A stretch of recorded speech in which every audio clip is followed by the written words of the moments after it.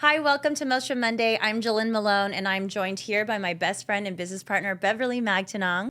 Before we get started, we have our featured coffee of the day. Bev and I are drinking our VIP blend. Cheers. This is a medium roast and seasonal, super popular. I know your sister is constantly asking, where's the VIP blend? Because she loves it. So good. It's featuring Vietnam, Indonesian, and Philippine coffee, and it has chocolate and tropical notes like pandan, cacao, and papaya. So if you'd like to try it, use the code VIP2023 for 20% off. So don't miss out on that. Go to mostracoffee.com.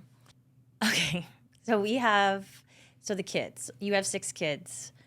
I have 2 kids. You have a kid every year. Like, I think you're going to probably have another kid again. I started, when we started Mostra, I had 2 kids? 2.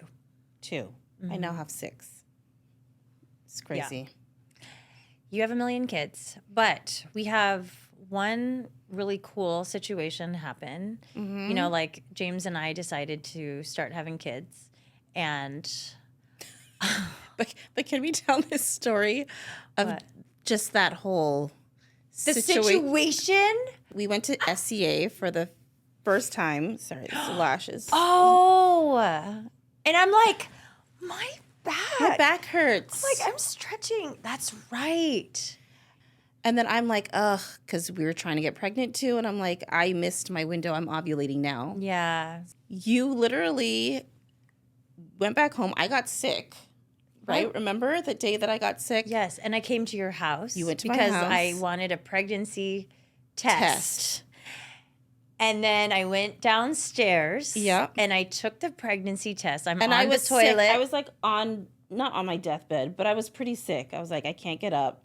You're just going to have to get the test. And you're just going to handle that yourself. Sorry. Yeah. And then you're like, what does this mean? And you brought the test over to me in the bed. And all of a sudden I was healed. I was like, oh my God! Yeah. And then I was crying. Because you make me take the test. Like, because you literally were like, you have to take a test. You have to take a test. And I'm like, no, I'm not taking a pregnancy test. Like, it was like literally, no. And then I was just like, I was crying. You were not crying yet. You're like, am I? You just were in complete shock. Complete shock. Okay. Yes, that was that time. Anyway, and then a week later, we go to Common Theory. Yeah. It's me, Sam, you, and James. Some event was happening. Mm-hmm. And we're like, guess what, guys? We're pregnant too. Yeah. And then we literally have due dates that are so close. So then we go through those 10 months or whatever, 9 months. Yeah. Just pregnant, except you're... You know, you have hypermesis, so you were literally like dying, throwing up, not able to function whatsoever. Happens to me every time. And here I am. I'm like, I have like a version of morning sickness, but I'm not dying like you. Right. So then I'm at Mostra doing all the things because I have no one there because you're dead. I'm like, I'm just here bottling one Brazilian coconut cold brew bottles by myself. I'm like, and I'm feeling like shit, but like... Someone has to do it, and you are literally, like, going to the hospital. Yeah. But IVs in me and everything. Yeah. Uh-huh. But then we, like, get through the pregnancy, and then, you know, New Year's Eve hits, and I'm in labor that morning. I finally get to the hospital New Year's Eve. My whole family's there. Everybody's sleeping there, whatever. After Bev celebrates the new year with her family at 1 a.m., she, like, shows up to the hospital, and I finally had an epidural, so I wasn't, like... dying like I was for so many hours. And, you know, she checks on me, which, by the way, that was so sweet of you. You're like, let me leave at 1 a.m. to check on you. And I'm like, how are you feeling? You're like, I'm kind of having contractions, you know, whatever. But then fast forward to the next day, that night, you then checked in. It was like... in the middle of the night. 1 a.m, and then we were just chatting back and forth. Right. I just remember... talking to me, and then you went to sleep at like 2 a.m. Yeah. Yeah. I finally was like, okay, I'm going to sleep. Mm-hmm. Mm-hmm. And then I wake up at some point to James saying, you might want to check your phone. And I'm like, okay. And I check my phone, and I'm getting so triggered by this story. You are? Well, because now I'm like, oh my God, the contractions are starting at this point you're in the reliving story. Yeah. Your 6 labors right now.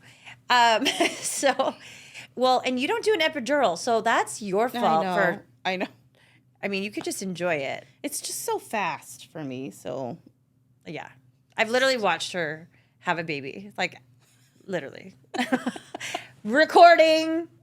You give birth. You have, and your babies really do come out so fast. Yeah. But like no, I sneeze and then they're out. Literally. Because okay, we'll talk about that after. Walking out. We'll talk about that after.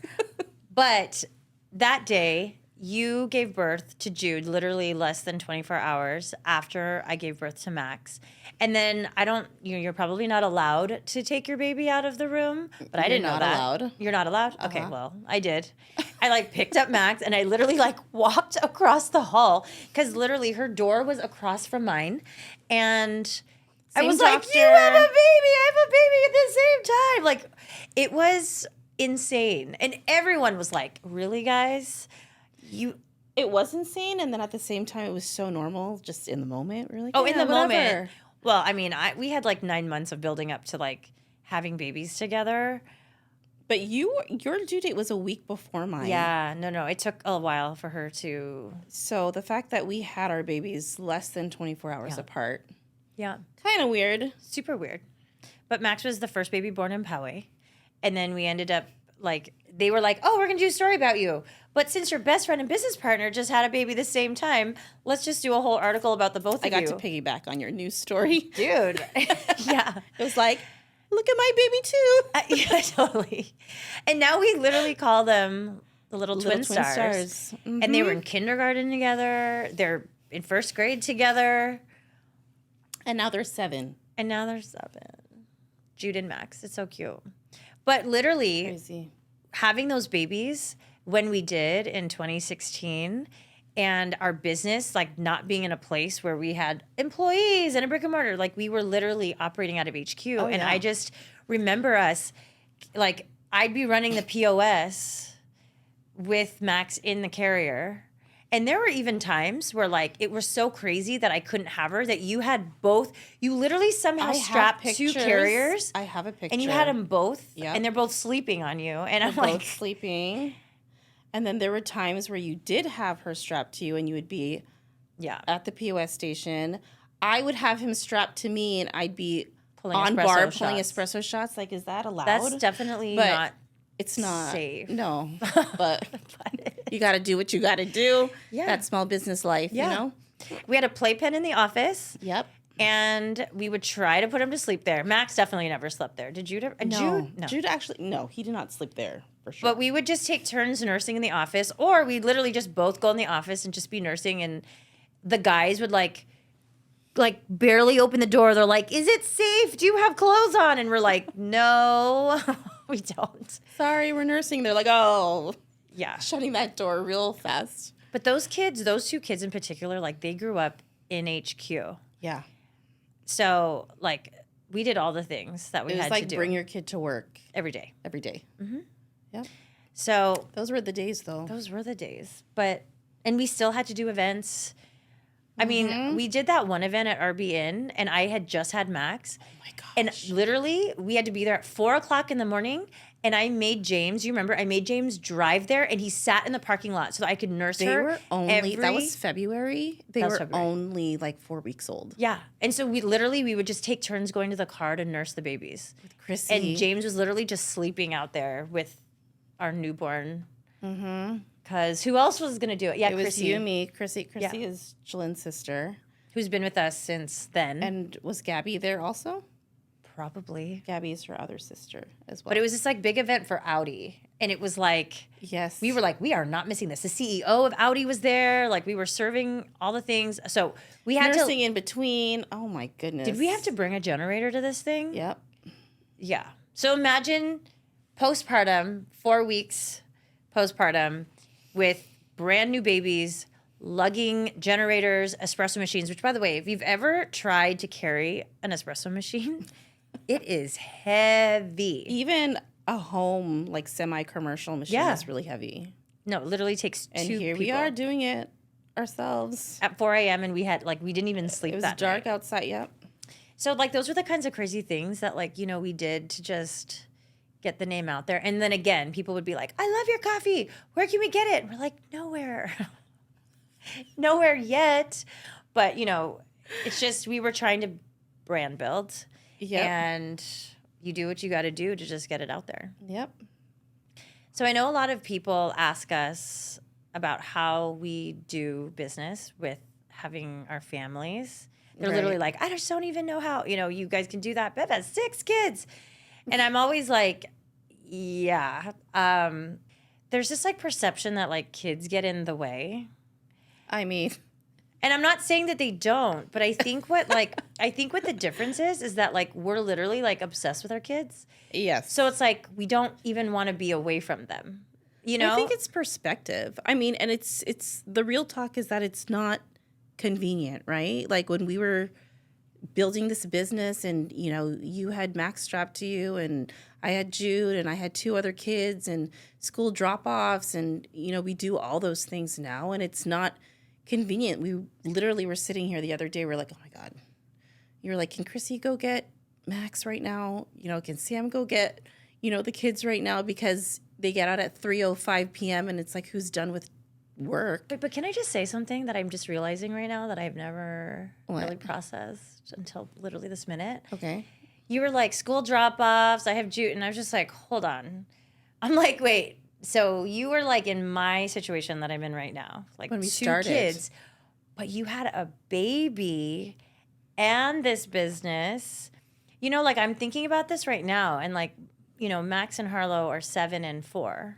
You know, and I'm not saying obviously when they were younger that didn't have its own set of challenges. Yeah. But like right now I'm just imagining like what that feels like, but to also like if I did have a 3rd kid and I had to do all of these things, like I just that is crazy that you were doing all that. Like I literally think of Jude, but I don't think about Jacob and Audrey. Yeah, because when Jude got here, Jacob, who's my eldest, was 9. Audrey was turning 4. Oh, it was 4? Okay. Yep. Okay. And then I had the little baby. But when we started Mostra, Audrey wasn't even 1 yet. Right. When we started this. Right. So thank you to the Rodriguez sisters, her sisters. Our intertwined families. For taking care of my kids in those early days. Because honestly, that was what it was. Because we were doing all the we were doing everything ourselves. Mm-hmm. From making the product to making all the lists to packing everything out to loading it on our own cars to doing these free events. They were like, we didn't get anything out of it. They weren't paying for copy or anything. And we had these kids. So damn early all the time. All the time. And we just had these, I had my kids, you know, and here we are, how many years later, and you've got your 2 and I'm at 6. And I mean, when you step out of it, it's absolutely crazy, especially when people know everything that's, or if they don't know, you know, they just see what they see. But regardless, it's a lot. Everything that we do here is a lot. Well, and I have a lot of guilt around it, to be completely honest, because of course. I had Max and I did everything with her. And like at the time, I mean, we were doing everything. She was everywhere. But like James was with me all the time. Mm-hmm. So like I think that co-parenting period was so helpful. I mean, it was like everything. Mm-hmm. I had someone to pass her off to. But she went with us to SEA, like to Seattle and like all the trips. Right. Literally all the trips she was with us. Yep. And then I have Harlow. And then like you were everything just talking about this everything the other escalates. The business escalates. Yeah. But then I also have another kid. And then I have Harlow. And I'm literally like, I cannot, like, because we already had Carmel Mountain Ranch, which is, you know, our first brick and mortar. Well, and then we were already doing anniversary parties. Yes, exactly. Which is a massive, massive production. Yep. And we didn't have like teams and employees like handling that. Like it was literally like something that I would spearhead and work on with Bev and then my other sister Aya. But like, it was just, there was just so much going on. Like I could not have her. And I literally like missed out on so many years of her just being small. And like she did not have the same experience that Max did, just being with me all the time. So how do you get through that guilt? What's the perspective that you have? Because I mean, I don't that's have a perspective. universal I'm still feeling, guilty. you know. I'm like, I still feel I think bad. that's just working moms. Period. You know, everybody feels guilty because they feel like, you know, they just don't have enough hours in the day to give everything that everyone needs. Bev, I literally. But we do it. But you know, so everybody. The question is, you know, how do you do it? I just live in guilt. And then nice. I actually can say, and that's the tea on coffee. No, that's the real. No, like as you're talking, I'm like, I have not processed like the good in it all. Literally, I just feel guilty and I'm trying to create solutions. Like that's it. Like I haven't like dealt with it. I think I've like shelved the fact that like I've missed out on it all. And I'm just like, okay, what can I do now? Like, let me try and spend more time with her now. And like, she's about to go to kindergarten. And so like today, for example, I picked her up and like, I have, you know, care for her with my stepmom. Yeah. But I was like, I'm just going to keep her and I'm going to have lunch. And I made a full meal today at lunch. Like this never happens. But I was like, I'm going to like have a day. Okay. Here it comes. Where's the tissue box? No. But it's like, it's so crazy. Like this conversation, I'm like, wow, I haven't processed that. I don't, you know, I'm not like, I'm doing Okay, you're this. making me cry. Oh, hello. What, how did that happen? Because you know me, I'm like so crazy about like everyone getting older. Oh, see, yeah. Well, like, that's why I'm losing like, you're time. going to kindergarten. It's time. It's like, time's up. Like, you might as well be 18 if you're going to kindergarten. I know. I know. Seriously. Who decided to bring up this topic? You. No, me, I don't know. I'm kidding. No, but to be completely honest, like I am just trying to create solutions for it now and like make up the time and try to be present. But like the business has gotten like so stressful that I have to work extra hard to like stop checking my phone and checking my email or catching up to the text. Like, you know, I literally been telling you like, sorry, I'm so bad at responding to text messages right now. Right. Because when you don't hear from me, this is me like intentionally being like, I need to pay attention because the kids are literally calling me out on how much I'm on my phone. Yeah. So, and I'm like, I have a deadline. And Max goes, you always have a deadline. And I'm like, guilt. Here it comes. Constant battle of wanting to create the time for them, wanting to be present with the kids. But then we do this because we want to be examples to them of, hey, look. Yes, that is what it all truly boils down to. Yeah. Like do something meaningful and purposeful in your life and you can have it. You can have it all if you want to. Well, and I think that approach of being an example is everything. I mean, I talk about, you know, growing up with Lola and Lolo and how, you know, Lolo was a entrepreneur and he worked day in and day out. Like we never saw him. He slept at work. Like it was just normal that Lolo wasn't going to come home because he was at work. And I would go to the lab like in the afternoon. He owned that dental lab and I would go in the afternoon and he'd be so exhausted, but like he was the biggest hustler ever, you know? So like I saw that, you know, and then Lola was there and like they just worked so damn hard and like they just had so much purpose and like trying to, you know, uplift Filipino-American entrepreneurs and keep culture alive that like they and they didn't even talk to me about it really. Like I just watched them. So like there's like our kids have got to hopefully, fingers crossed,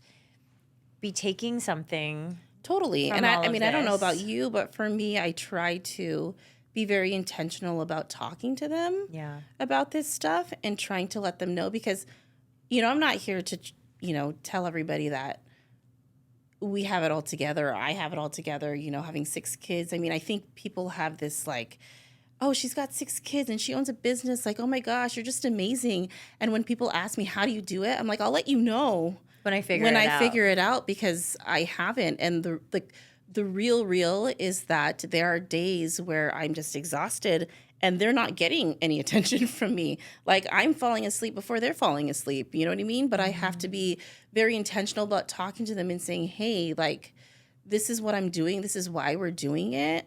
And talking them through that you can have it all and it's not perfect.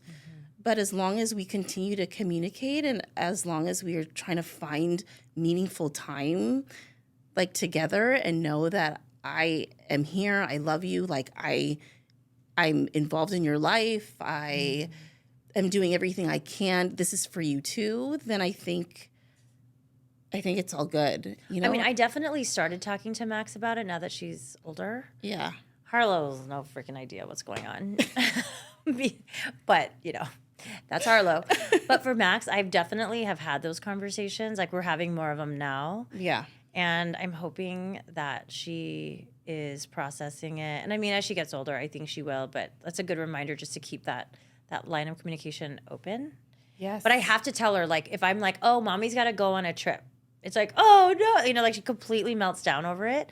And then, of course, the guilt wave comes back. Yeah. And then I'm sad about it again. Right. But at the end of the day, like, I have to tell her all that. And all I have to do is, like, cross my fingers that she's processing, that this is all, like, for her, and mommy, like, has, you know, a big mission to do all this work. Now that she's in school, because we do a lot of things with the kids' as elementary school and just in the community that we're in general, do you feel like she feels that sense of pride when she sees, like, Mostra on things, like on the sweater at school, or just if we sponsor things? I mean, if anything, I feel like I'm, like, hoping she does. I'm like, do you see our logos on your school sweater? And I mean, you know what actually made her excited was when the school counselor was at Mosterland. Oh, Mrs. Ramirez? Yeah. She was like, oh my gosh. Oh, no, actually, that's not true. Mrs. Ramirez was wearing our gray sweatshirt the other day when I dropped her off. And she was like, Mommy, she's wearing a Mostra sweater. Yeah, that's true. She's so cool. That was like one moment. Yeah. But you know what the coolest moment was to me? And it has nothing to do with me. It's actually your son, Jacob, when... Yeah, this is where that was going. No, that was the coolest thing. When Jacob was in class. October is Filipino-American History Month. And at my son's high school, they would feature like a Filipino business or just somebody in the community, not just in San Diego, anywhere. And then one day, he's literally just in class, and he looks up on the screen, and it's us. And he takes a picture of it, and he sends it to his dad and I, and he goes, oh my gosh, look, it's you guys, it's Mostra. They're featuring you guys for Filipino-American History Month. And I send it to Jelynn and our other partners, and she's like freaking out. You're freaking out. Well, I mean... Again, I think what it really boils down to is that we're in the weeds. Mm-hmm. So, like, it's rare that we come up for air and we're like, what's going on? Like, what impact are we actually making? Yeah. Who knows us? I mean, I was getting my lashes done yesterday, and when I was like, hey, have you ever heard of Mostra? She was like, what's wrong with you? What's wrong with you? Why did Bev ask me the same question? Like, hello, you have, like, the #1 coffee. So and weird. I'm like... Is it the #1 coffee? Like, to who? Like, who told you? There was another time, too, Jacob, they had some survey or something that they were surveying, like, kids or something like that at the school. And then it was like, what do you do after school? And it was like, A, go to Mostra to get a coffee. It's like, why is Mostra in the school survey? I am starstruck over that. Did I never tell you that? No. Oh, my gosh. Or that girl's recent prom, when she asked the guy to prom, or was it prom? Yeah. What did she say? It would mean the Mostra to me. To me, if you went with me to winter formal. Right. Or something like that. And then gave him a Mostra. I was like, oh my God. Moments like that make me feel like we've made it. Yeah. That's the truth. So.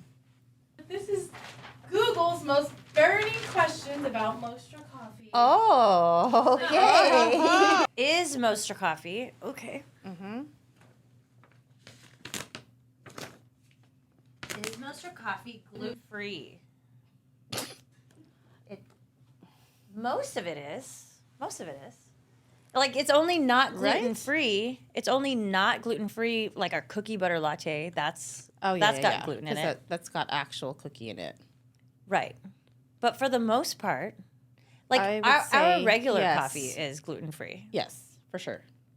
Most of it is gluten-free. It's our specials, like our lattes where we've got like our campfire latte, for example, is not gluten-free because we have graham cracker crumbs in it. That would make that not gluten-free. Right. But everything else Everything else, yeah. Yeah, no. Everything else is gluten-free. If you have a gluten intolerance, come to Mostra Coffee. And if you have any questions, you can just ask your friendly Mostra barista. Is Mostra Coffee good? Duh. Okay. Yes. So good. So good. And I'm not even biased, even though I am. But for real. That's true. You know what? Okay. I think I'm Real a talk. pretty, like... Real talk. If there was another place that I felt was bomb, I am the first person that's like, Yeah. that was so good. I mean, there are 2 coffee shops that I would go to in LA and Orange County. It was Portola Coffee Lab and Their Intelligentsia mocha. in Venice Beach. Solid. Like every time I would get it, I'm like, wow, this is good. But we try so much coffee everywhere, and we like will get the same thing just to compare. And It's just something. Yeah, I literally think our espresso, our Ghost Bear espresso, is so chocolatey. So Literally, chocolatey. our honey, our what is it? Honey- Our honey BFF latte Now I that can't we get order. the beef thing out of I know. my head. Ryan. But anyways, The that honey drink, bee the honey FF bee latte tastes like there's Chocolate. chocolate in it. Yeah. But there's not. no, because And I've literally have given it to other people, and they think that there's chocolate in it. yeah. But it's not. It's just No. the coffee. So yes, Mostra Coffee is good. All right, is Mostra Coffee vegan? Yeah. Again, this goes back to the gluten-free question. It depends on The drink what or the drink you're special. getting. And obviously what milk. Right. you're So, getting. like, if you get the honey BFF latte with only oat milk. Oh, wait. Hold on. Is honey vegan? No. Okay. Agave. You'll have to bring agave in. Yeah. Agave. Right. Okay. Don't order the honey BFF latte Yeah, don't. if you are vegan. Okay. But really anything else with oat Or almond is vegan. Yeah. And then you just can't order some of our specials because some of our specials, like our Babinka creme brulee latte, we make Is whole milk. our coconut milk with whole milk. Yep. But otherwise, there's definitely lots of vegan Definitely options. vegan options. Yep. Thank you for your questions, Google. Thank you so much for joining us on Mostra Monday. Don't forget to follow us on Spotify, like this video, and subscribe to YouTube. I'm Jelynn Malone, and we'll see you next time. Bye. Bye.